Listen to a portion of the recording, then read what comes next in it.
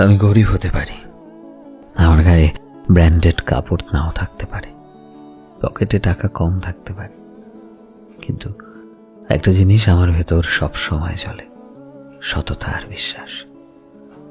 আমি বিশ্বাসঘাতক না, কারো পেছনে ছুরি মারার মতো মানুষ আমি না। আমার দুঃখ হতেই পারে, কষ্ট থাকতে পারে, কিন্তু কারো বিশ্বাস ভাঙার মতো নিচু মানসিকতা আমার নেই।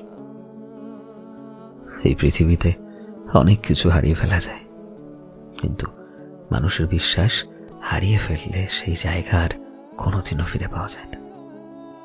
তাই আমি চাই, গরিব থাকি বা না থাকি, অন্তত একজন মানুষ যেন বলতে পারে ও মানুষটা বিশ্বাসঘাতক ছিল না।